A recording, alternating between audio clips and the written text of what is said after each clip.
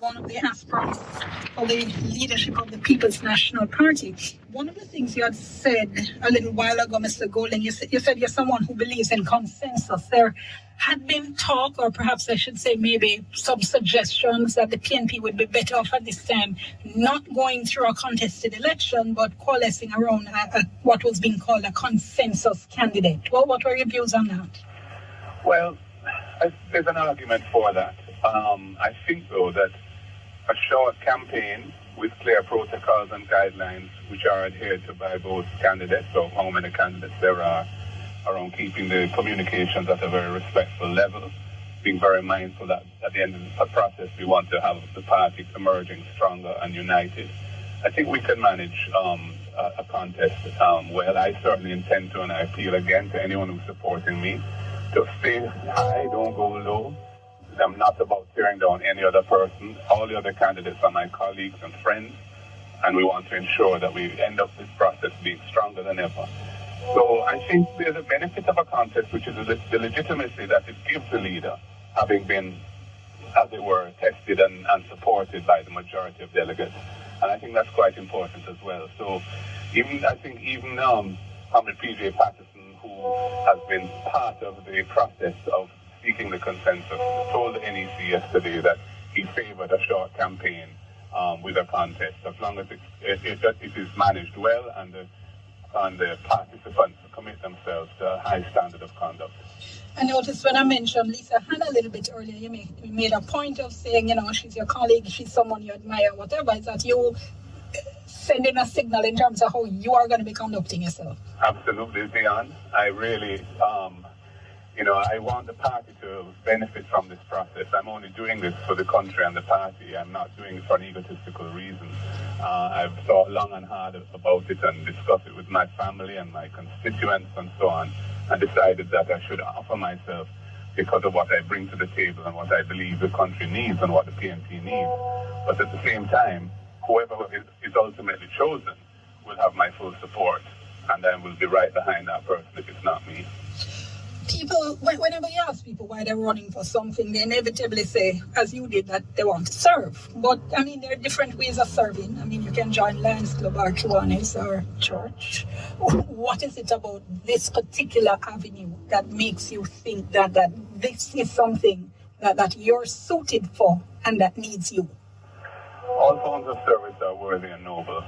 Serving a fellow man is really an important vocation that I think all Jamaicans should be encouraged to pursue. Political service has a particular advantage, which is that you're at the heart of the decision-making that affects the masses of the people, whether it be making laws or formulating policies and implementing them. At this point in my career, I think I'm at a point where I've gone through a lot of different experiences and have acquired a great deal of knowledge about the way the government functions, about statecraft, about international affairs, and so on. I feel I'm ready to serve at the highest level. And there being a vacancy and surveying the field of available candidates, I think what I bring to the table is important, and I think I should offer it to the delegates and hope that they will consider the offer in the light of what Jamaica is aspiring to and what Jamaica really needs, and make their decision accordingly. Let me go back to the all-important youth vote, because you were saying that you think you are essentially just as qualified to attract them. Now, again, anyone going for the youth vote nowadays has to, for instance, be very active in the social media space. Lisa Hanna has a huge social media presence, and she how should I put this? She seems, one would say, looking at her, she looks more, what people would say, hype. She looks more hip. She looks like she might be able to connect with young people on a different level. How do you counter that, or how do you compete with that? Well, I believe in being authentic and true to oneself, and offering oneself to the people and presenting yourself in a true way and in the best possible light you can. I think that I was very involved and in fact pioneered the legislation, for example, to decriminalize ganja in Jamaica, which has benefited thousands of youth who have had their criminal records expunged, who are no longer subject to arrest and detention and so on. A lot of young people give me ratings for that. I'm into the world of football, which young people love. I'm chairman of Arnegan's football club. I was very involved in the recent process that has resulted in a complete overhaul of the arrangements of the Premier League. I've been involved in the music industry. I was once a co-owner of a label with a studio. We released 3 albums. I have a lot of aspects to my personality that people don't know, but when they get to know me, they will, I think, see that I'm somebody who's relatable and who I think young people can feel comfortable with. So I may not be the most hype person in the world, but I think I have some substance to me, and I have some aspects to my personality and my past and my history, which I think will be intriguing and attractive to young people. What do you think the party most needs to know to make itself attractive? And before you answer, when you talk to PNP people about the party's reform process, they tend to use words like ideology and philosophy and core values, which I'm sure are very important for any organization looking at itself internally. But that's not what somebody looking on from the outside is necessarily looking for, certainly not in those words. So for you, what's most important about transformation of the PNP or reform of the PNP right now? I think we have to be a more open and receptive organization. I think we have been too inward looking. I think that we communicate extensively with each other and not enough with the wider society. So I think part of what we need to do is reorient ourselves to be an outward-looking organization that engages with the wider public in a way that they feel comfortable dealing with us. I think that we have to look at our membership and growing the membership and democratizing the rules around members and the rights to vote and so on in the party. I think that we also need to have a process of healing so that and our methodology in the future, which is very clearly outlined and which is well supported by appropriate internal processes, so that differences of opinion and so on are resolved in a very civil way and don't tend to overflow into the public domain and make us look bad. These are important things. I think we have to build from the base, and we have to strengthen the base of the party by going back to our group structure and really empowering groups to through political education and training and lifestyle skills training as well, and giving the group specific tasks in the communities so that they can have a real sense of purpose and be our eyes and ears on the ground and really build from the ground up. That's the structure that Norman Manley designed for the People's National Party, and it has served us well over the decades, but in more recent times, I think it has, to some extent, atrophied, and we need to revitalize it because it's from the base that we get our strength. I'm looking at one of your, a statement that came out from your campaign, I guess. PNP female stalwart support Mark Golding for party president, and it names Angela Brownberg, Patricia Duncan Sutherland, Joan Gordon Webley as supporting you. Now, the in between the lines message I get from this is, see, these are prominent women in the PNP, and yet they're supporting me, Mark Golding, not the female candidate. Is that what you're saying here? Or isn't that what you're saying here? It wasn't really, I think, so much intended as a gender statement of any kind. What I was particularly, Angela... What? It wasn't intended as a gender statement? The real thrust of it was that 2 of the 3 persons are persons who were not part of the campaign that I was associated with last year. And that I wanted to send a signal to the delegates and to the party that this is a big tent I want to build and all are welcome. But I'm sure you have some men in there as well. But you specifically chose here to pick out the women and say, see, look who is here. Look who is in my camp. We're in the very early stages of the campaign. Not everybody who is expressing support is yet willing to come out publicly for one reason or another. These are persons who had indicated their willingness to come out at this time and say they're supporting Mark Golding. And of course, Angela Brownberg is my neighbor down across Maxfield Avenue. She's somebody I've grown to have tremendous respect and regard for, and she's a close political associate of mine, and I was just very happy to have her with me yesterday. Do you have majority support in the parliamentary group? I would say it's fairly evenly balanced at this time, but it is an evolving thing. So that, as you know, there were persons who had put their hat in the ring up to yesterday who have now taken who are no longer interested. But when I last counted, it was evenly balanced, and there's more work to be done in talking to some of the people who have not yet come on board and encouraging them to support me. So you expect to be able to, you're hoping to what, woo some of those people over to your side? Yes, because as far as I know, these are persons who have not committed one way or another, and they're all my colleagues. I know them all well. So, I'm reaching out to them and asking for their support. And in the discussions we have with each other, I point out what it is I'm bringing to the table. Though they understand that already, I think. I think their main thing would be, they haven't seen me as somebody who was really aspiring hard to reach this particular post in the past. And it is true that in the past I was really quite content to serve the party in whatever position I had, and I didn't have a burning desire to necessarily become, prime minister and so on. But it is always something that I've thought about, and I think I've been preparing myself for it. And now that the vacancy exists and the time seems right for me and my age, I'm at the right age, I think, to do this. I think I have the right experience, connections in the business community and in the party. I think I've proved myself in my constituency as somebody who, has brought love to the constituency, treats the people with respect, and I think the results of the last election show that the constituents appreciate my approach to dealing with them. Oh, I'm so sorry to interrupt you. I'm at the break, though. Let me just go to the break, though. A little bit of business, and we come back. We have with us Mark Golding. Continue with him when we come back after the break. Stay tuned. Press your reset button and get back on track with the FHC Summer Reset Loan Sale. The term by First Heritage Cooperative Credit Union is 545. This is you. This is your money. Make more of it when you invest with Burrito. We make money work for you through fixed income investments, a slow, steady way to earn, and trading on the stock market for a higher risk but a higher reward too. You can even create your perfect combination of the two. There's no one way to invest, but one name stands out above the rest. Burrito. Let's get started today. But you say if you have HIV and other treatment, you can get very sick if you get COVID-19 because of a compromised immune system.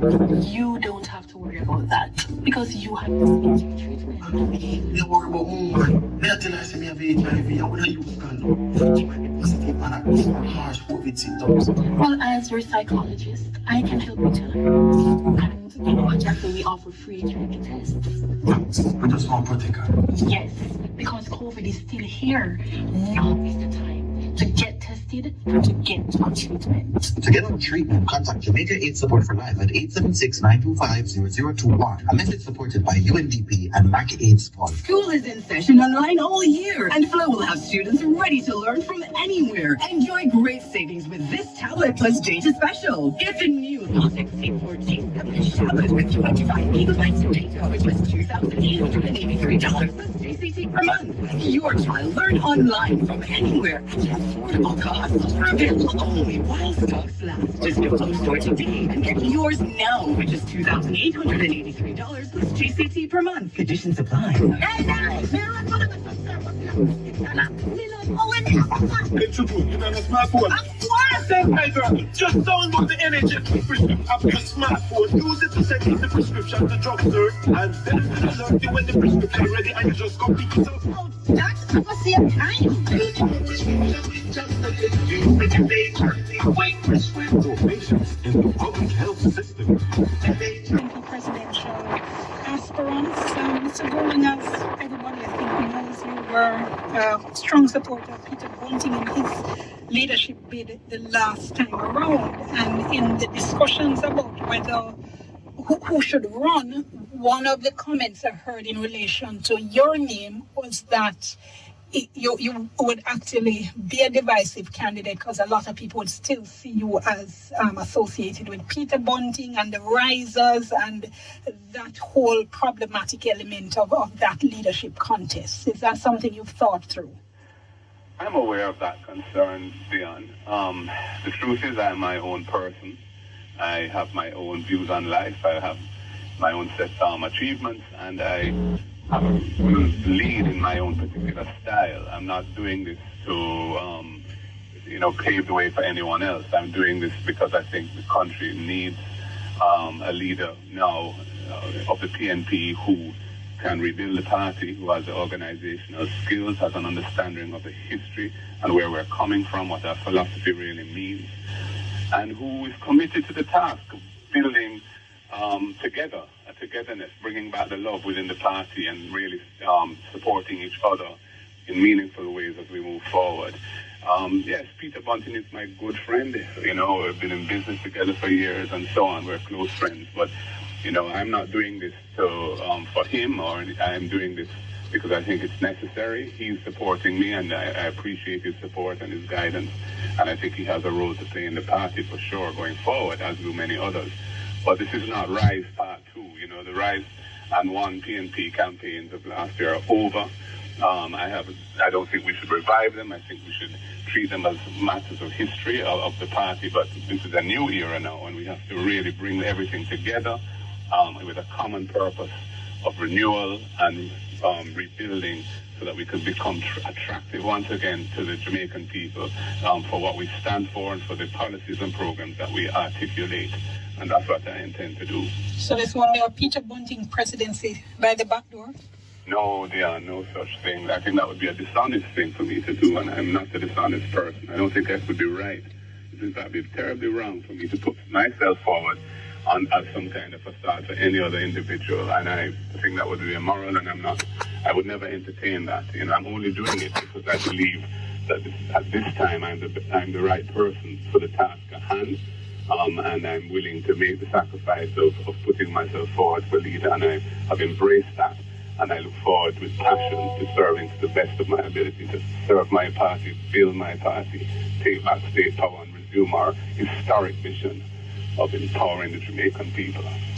Do you think the YO, the youth organization, was on point with their 21 recommendations they made to the party last year? I think there was some merit in what they were saying for sure. You know.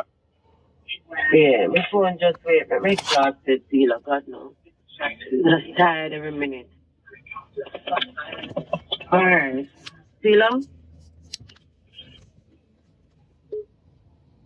And the YO, and building the YO and the Patriots, because we're obviously weak in that demographic, and those organizations need to be strong, and I hope to work with them. I look forward to doing that within my own constituency beyond. The Southeast YO organization is it would not bother me. Well, for one, 4 of them I served with when I was leader of opposition business in the Senate. I know them well. We get along and I respect them. And the others are persons who I think have significant ability and can contribute well. My issue with this was the process by which it was all done. I felt there needed to be more consultation. It seemed a bit rushed to me, given the cataclysmic events we had just gone through, and the fact that our leader had indicated he was retiring. But that's water under the bridge. The process is what it is. We've passed that now. They are in place. And, you know, I look forward to working with them. Of course, you know, if and when I become leader of the opposition and party leader, I'll have a discussion with them about it, and we'll decide how we move forward. Well, we know the Court of Appeal has said that senators can be fired, quote unquote, but ideally, if you became leader of the opposition, would you wish to see them resign so you would have a clean slate? Put it this way, I think it's the right thing to do personally, in a position where you're appointed, not elected, and the person who appointed you has left the scene, so to speak, and there's somebody else who would normally have those powers. I think the principal thing to do is to offer one's resignation. But I'm not focused... Meaning the senators to offer their resignation? Well, yes, and any other post of that nature, I think it's the right thing to do, and I've said that, but I'm not really focusing on that at this time. As I said, I'm prepared to work with them. I want to see how they're performing and so on. And when that time comes, I don't want to make any hasty decisions, because at the end of the day, party unity is what really matters. We have to build. And I think, there's a difference between making appointments from the word go and changing people who are already in place, you know. And I think that has to be carefully handled and assessed. And I look forward to discussing it with them in a very transparent and friendly way and making the right decisions for the party at that time.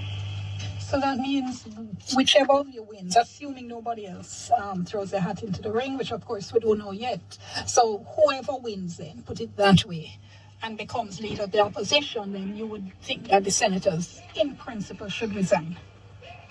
As I said, I think that is my personal view on how holders of an office, which is appointed by a specific individual, Or, for example, a board, a public board, which is appointed by the minister. The standard practice is that if the minister is changed, he retires or dies or something, the board offers their resignation. Often the resignation is not accepted and they're asked to stay on, especially if they're performing well and so on.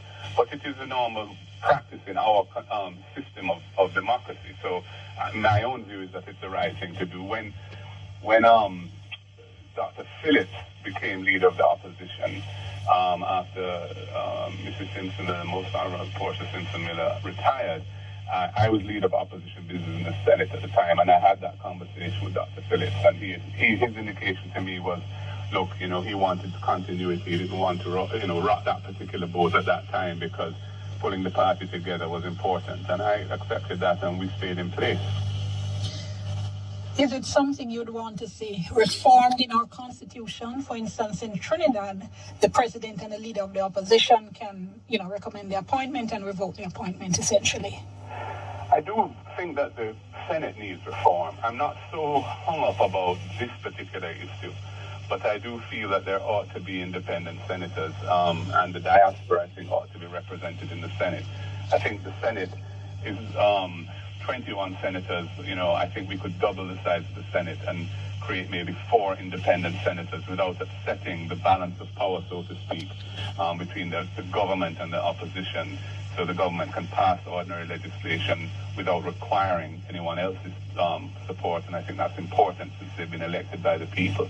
But they can't pass supermajority required resolutions to amend the Constitution and so on, bills to amend the Constitution, because without bringing other people on board. And I think that there are benefits to having independent voices in the Senate, and I'd like to see the Senate. And it wouldn't be particularly costly because the senators are just paid a stipend, but I think it would enrich the process and bring more views to the table. And I think the diaspora in particular would help save Jamaica in so many ways. I think that them having a voice in the Senate would be appropriate. One of the things you're going to be looked at, not just in terms of whoever in the PNP is running against you, but as to whether or not, in fact, you could beat Andrew Holness of the Jamaica Labour Party, who is now Prime Minister, who has very high approval ratings right now, beloved of social media, beloved of the millennial set. How could you match up to Andrew Holness?